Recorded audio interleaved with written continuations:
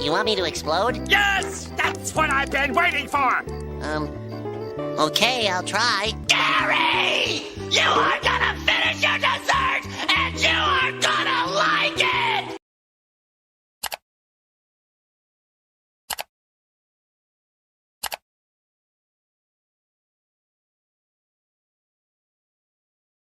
The premise of The Farewell, the critically acclaimed 2019 drama written and directed by Lulu Wang, is very similar to the 2001 episode of Spongebob entitled Dying for Pie.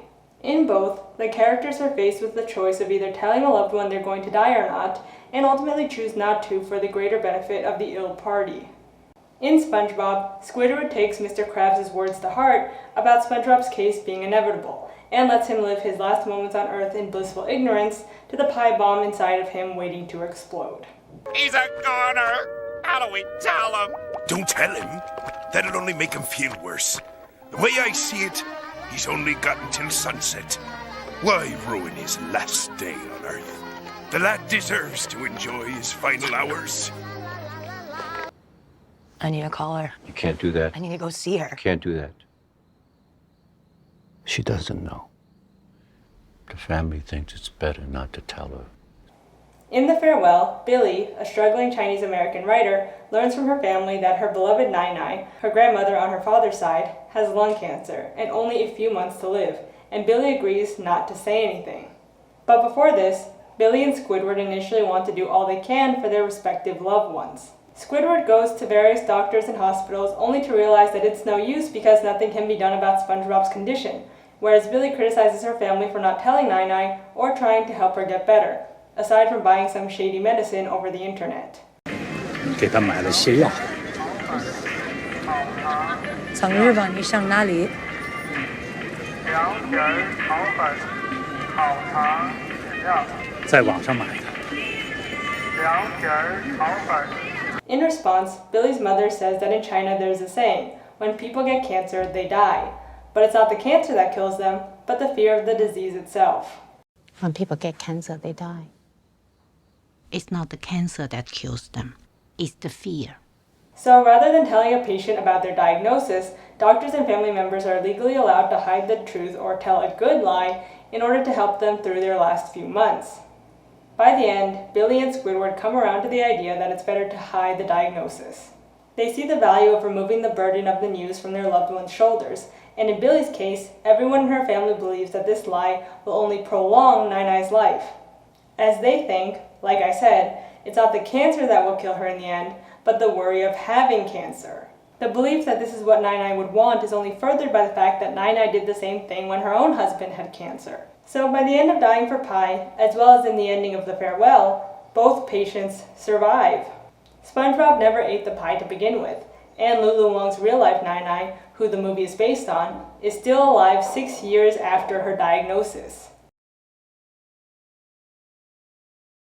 So before we dive into the numbered list, let me introduce myself. Hey everyone, my name's Jian and I'm an Asian American adoptee living in Brazil. I post new video essays every other Friday, so if you want to be notified when I post, please subscribe and ring the bell. And if you end up liking this video, please give it a like, leave a comment, share with someone. Engagement is the best metric to let the algorithm know when to boost a video or not, so please help me with the algorithm and engage with this video if you end up liking it. And if you want to help the channel grow, please think about donating to my Patreon. There you get some awesome perks like seeing all of my videos early and also some patron-only content. So go there and check it out if you're interested in that. Without further ado, let's start the video. The Farewell is a movie of dialogues. There's not that much action and that's perfectly fine.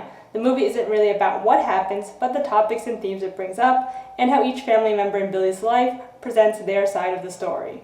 So this video will be split up into a numbered list of themes and dialogues in the movie for us to discuss and think about. So let's go. 你看，我说我没事嘛。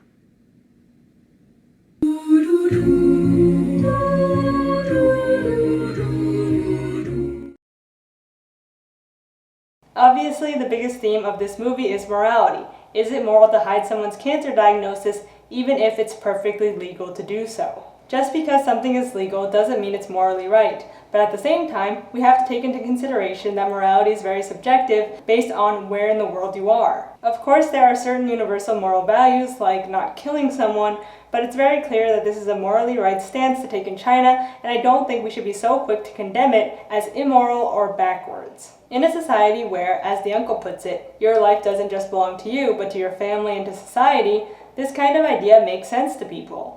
因为你把生命看成是个体的，这正是西方和东方的文化差异问题。东方人是把生命看作是集体的，家庭、社会。你想告诉奶奶事情，是因为怕担责任，因为这个责任太大了。如果你告诉了她，你就没有负担了。我们之所以不告诉奶奶事情，就是为了分担她的思想压力。It makes sense to collectively carry the burden of năinai's cancer diagnosis rather than her carrying it herself. She even did the same thing with her husband. What I find kind of ironic, though, is that in real life, Lulu Wang's grandmother also had breast cancer, but rather than telling her family, she hid it by wearing prosthetic breasts after her mastectomy. It seems as though there's this idea of needing to shield the truth from others in fear of hurting them or burdening them that is just seen as normal, and I think that's fine.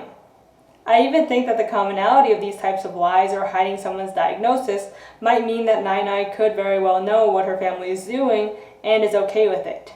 However, not telling someone their exam results means that they have no choice about how they'd want to spend their time. You really have to be able to trust that people around you know what's best for you, and that sort of trust is very hard to find. Is ignorance to one's condition actually helpful? Well, The Farewell would tell you yes, as in the ending of the film it shows Lulu's own năinai going about her life blissfully unaware that she has cancer.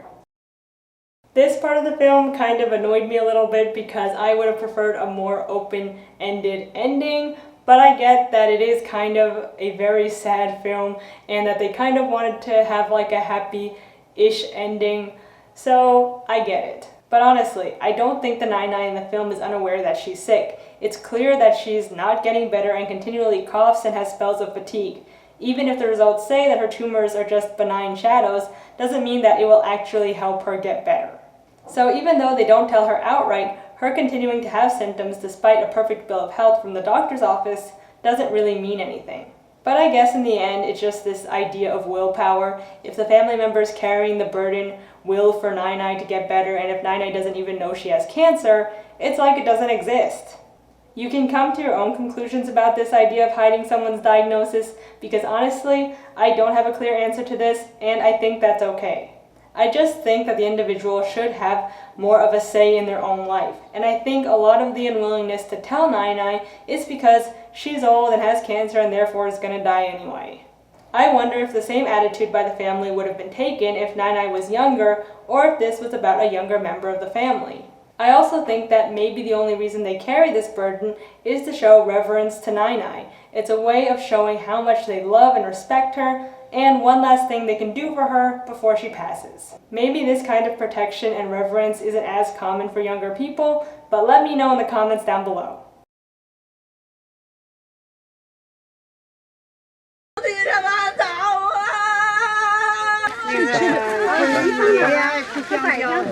Yeah. 这走了多少年了，能怎么地这是？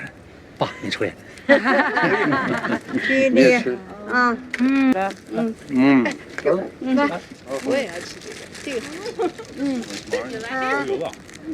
Like I've already mentioned, the family withholds năinai's diagnosis because they collectively decide to come together to carry a burden that would otherwise kill her.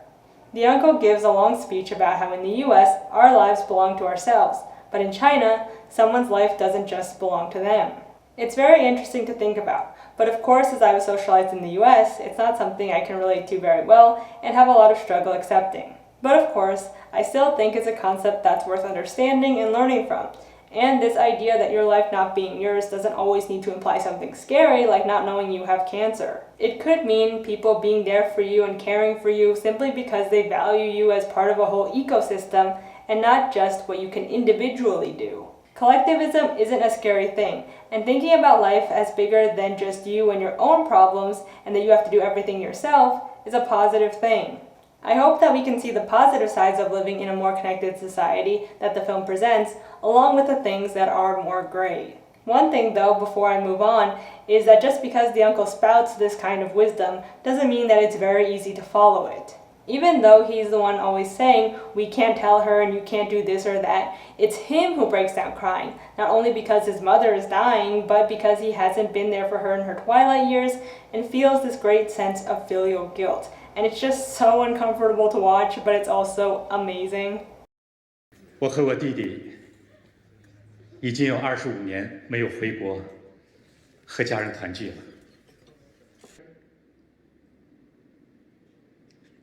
是我妈。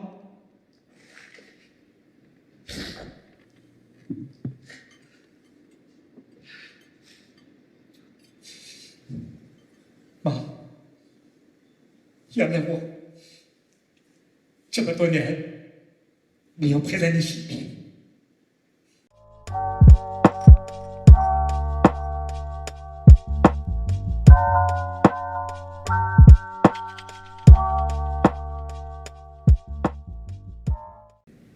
我没拿到奖金，我没告诉你，因为我不想让你担心。我不担心，奶奶啊是过来的人。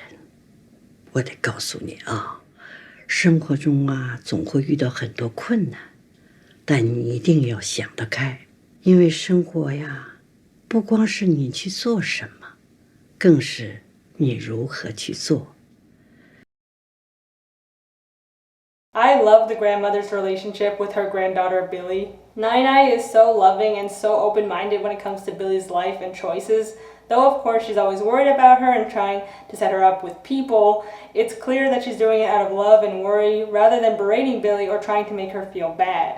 She admires Billi's independence and is even okay with Billi calling her out on her own flaws and little hypocrisies. It's clear that they both love and understand each other and see one another as full human beings. 孩子，随着年龄越来越大呀，还是找个能照顾你的人好。你爷爷照顾你吗？能独立也好，女人嘛，要自给自足。傻孩子。太可爱了。When it's time to say goodbye, Năinai tells Billi that it's always good to keep an open mind about life, and it's something just so affirming and comes from a place of such love that it's heartwarming to see. I think in the US there's this stereotype of unloving, unfeeling, strict, and relentless tiger relatives, when that's just not true. Stereotypes are steeped in falsehoods used to demonize or reduce an entire group of people. Năinai might never say I love you, but she shows her love in so many other ways. Through validating Billi, showing how proud she is of her behind closed doors and in front of her peers. It's the type of relationship I wish everyone could have with their own family members, and it's just so unbelievably touching. 我还会来的，看你。奶奶知道，咱们很快就会见面的啊。快走吧，快走吧，别拖拖拉拉的了，再拖拖拉拉的，奶奶就受不了了。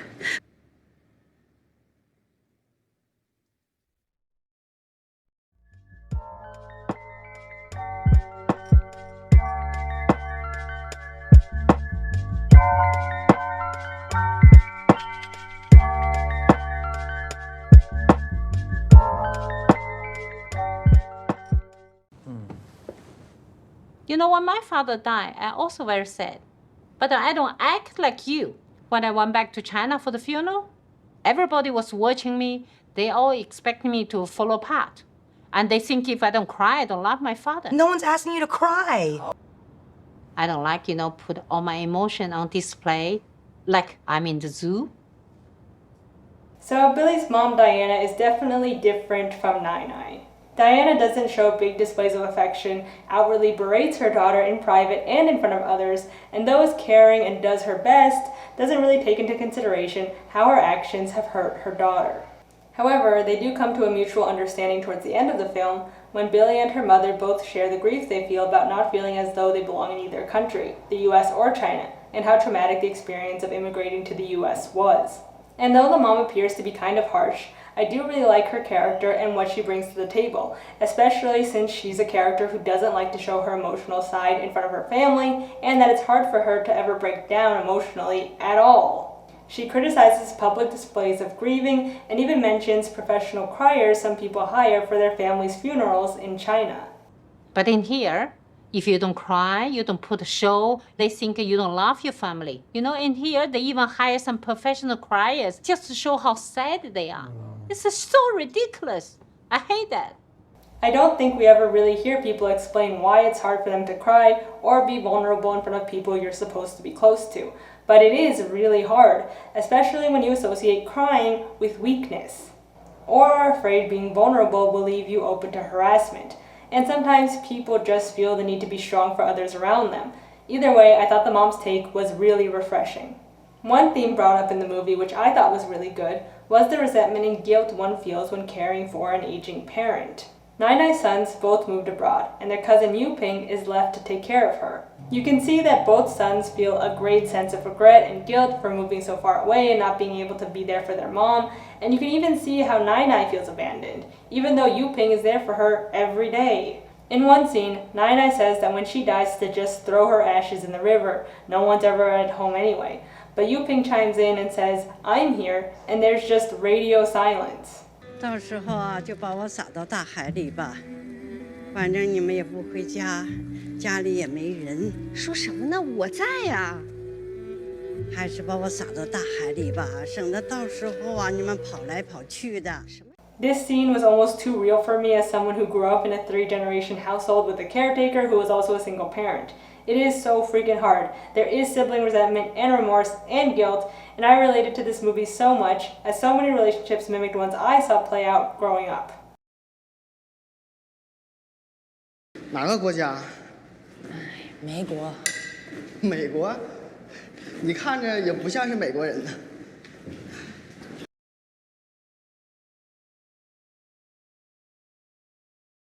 One thing that I could also really relate to heavily in the movie was Billi's experience as an Asian American person abroad. When she goes to the hotel, for example, the front deskman can't stop asking her questions about the US. What country is better, the US or China? Why did she come back? And of course, you don't look American.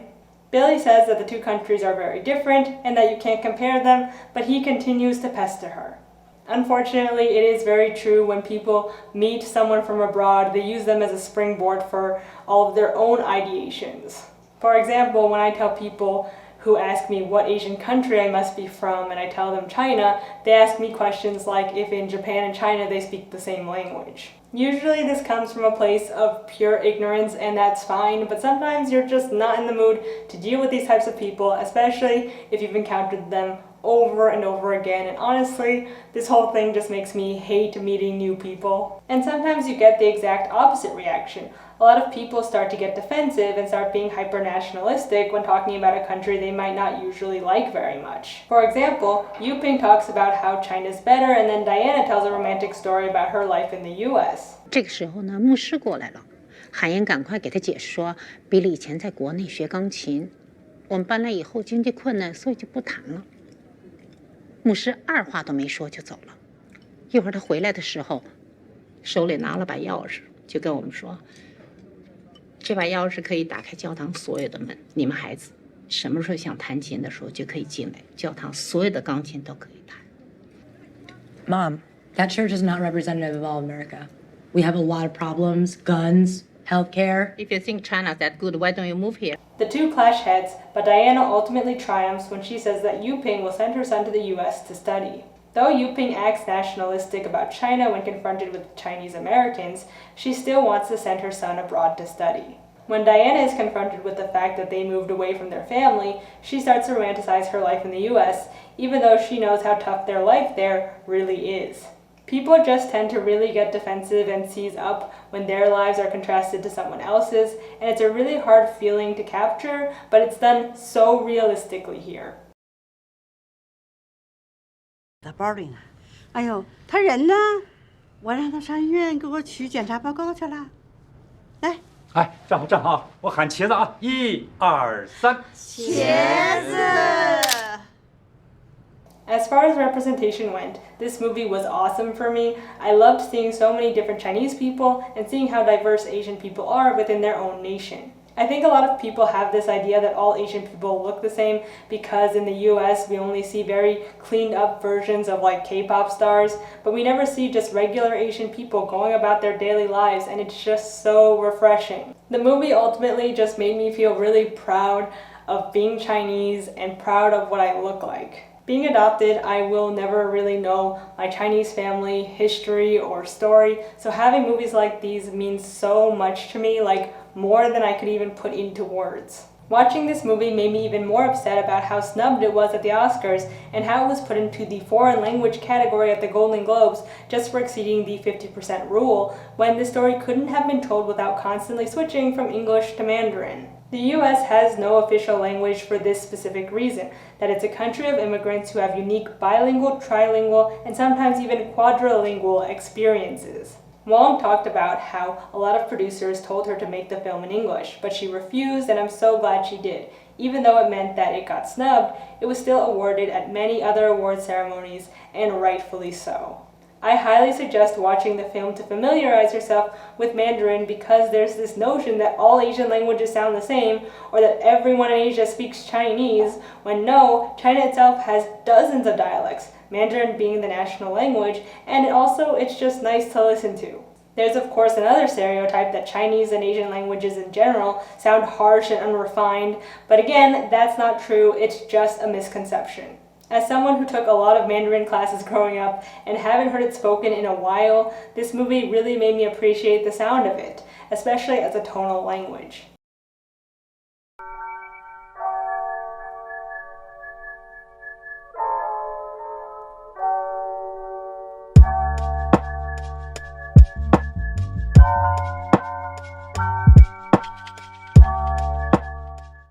The title in Mandarin is Don't Tell Her, which is great honestly, but in English the title is The Farewell, meaning goodbye. And of course this doesn't just allude to saying goodbye to Năinai, but to Billi's home in China altogether. 可以回去吗？我想看。没什么好看的啦，那间房子早就扒了，连我都认不出来了。And I come back, and he's just gone. The house is gone, Adia's gone, our Beijing home is gone, and soon she'll be gone too. Her old house is gone, her old neighborhood's gone, her family is scattered across Japan and the US, her family in China can't relate to her and sees her as foreign, and the only relative she really can connect to is slowly fading away. Billi returns to the motherland, and rather than finding peace, finds sorrow. There's a happiness of being with Năinai and belonging to a wider whole, as in the US it's just the three of them, but there will always be this disconnect as she's Chinese American and will never fully be Chinese nor fully American. It's this very distinct experience that The Farewell captures so well, and I'm so glad we have this great Asian American drama and tale of loss, but also gain. I cried all the way through this movie, basically from the 10-minute mark on. It is such a great, complex, and heartfelt movie. I highly suggest it, and at least watching it once if you can. It's heavy and also very, very relatable, but of course, being an American, there will always be something lost in translation there, but I think that's what makes it so unique and just so special and great. So thank you so much for watching this video. If you liked it, please give it a like, a comment, engage with it so the algorithm knows that this is a video that they should boost. And my next video topic is going to be about Snowflower and the Secret Fan, the movie adaptation with Hugh Jackman. So get ready for that one. So thank you so much again, and I'll see you all in the next one. Bye.